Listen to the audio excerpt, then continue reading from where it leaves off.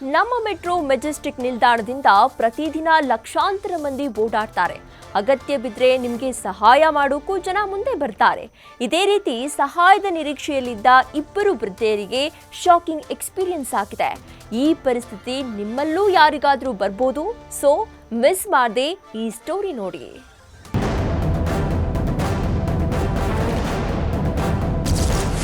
Scene 1.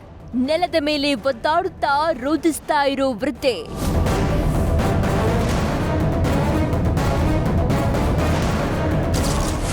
Scene 2.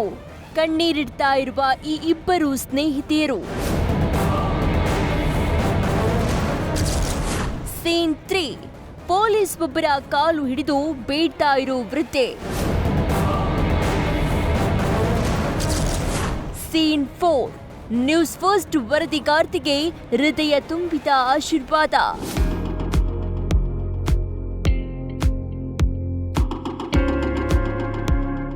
ಇಷ್ಟೆಲ್ಲ ಹೇಳಿದ್ಮೇಲೆ ಬಹುಶಃ ನಿಮ್ಮ ಕುತೂಹಲ ಮತ್ತಷ್ಟು ಹೆಚ್ಚಾಗಿರಬಹುದು. ಈಗ ಅಸಲಿ ಕತೆ ಹೇಳ್ತೀವಿ ಕೇಳಿ.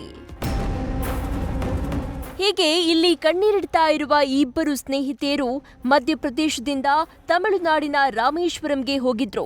ಮರಳಿ ತಮ್ಮ ಊರಿಗೆ ಹೋಗೋ ಮಾರ್ಗ ಮಧ್ಯೆ ಬೆಂಗಳೂರಿನ ರೈಲ್ವೆ ನಿಲ್ದಾಣಕ್ಕೆ ಬಂದಿದ್ದಾರೆ. ಇಲ್ಲಿ ಆಗಿದ್ದು ಏನಂದ್ರೆ, ರೈಲ್ವೆ ನಿಲ್ದಾಣಕ್ಕೆ ಹೋಗೋ ಬದಲು ಮಿಸ್ ಆಗಿ ಮೆಟ್ರೋ ನಿಲ್ದಾಣಕ್ಕೆ ಬಂದಿದ್ದಾರೆ. ಇವರಿಗೆ ಕನ್ನಡ ಬೇರೆ ಬರೋದಿಲ್ಲ.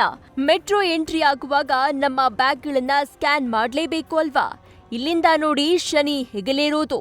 ಸಹಾಯ ಮಾಡೋ ನೆಪದಲ್ಲಿ ಪ್ರತ್ಯಕ್ಷವಾಗಿದ್ದ ಖದೀಮಾ ವೃದ್ಧರಿದ್ದಾರೆ, ಸಹಾಯ ಮಾಡ್ತೀನಿ ಅಂತ ಮುಂದೆ ಬಂದಿದ್ದಾನೆ.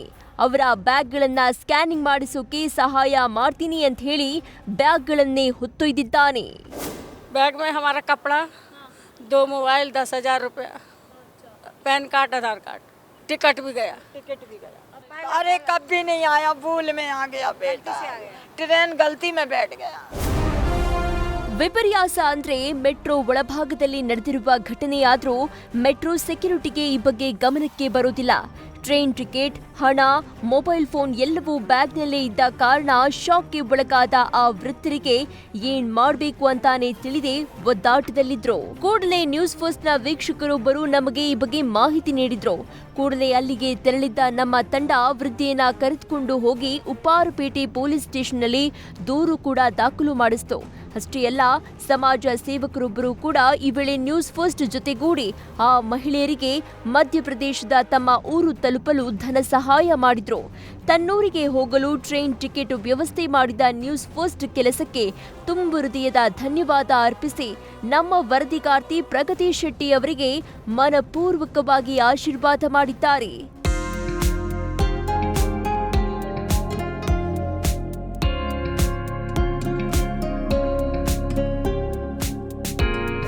ಏನು ನ್ಯೂಸ್ ಫಸ್ಟು ನಿಜವಾಗ್ಲೂ ಅವ್ರಿಗೆ ನಾನು, ನಿಮ್ಮ ಚಾನಲ್ ಅವ್ರಿಗೆ ಮತ್ತು ನಿಮಗೆ ನಾನು ಅಭಿನಂದನೆ ಸಲ್ಲಿಸ್ಬೇಕು. ಯಾಕೆಂದರೆ ಇಂಥ ಕಷ್ಟದಲ್ಲಿರೋರನ್ನ ಹುಡುಕಿ ಅಂಥವ್ರಿಗೆ ಸಹಾಯ ಮಾಡೋ ಅಂತಹ ಕೆಲಸವನ್ನು ನಮ್ಗಳ ಕಡೆಯಿಂದ ನೀವು ಮಾಡಿಸೋದ್ರಿದೆಯಲ್ಲ, ಅದು ನಿಜವಾಗ್ಲೂ ಬಹಳ ಹೆಮ್ಮೆ ಕೊಡುತ್ತೆ.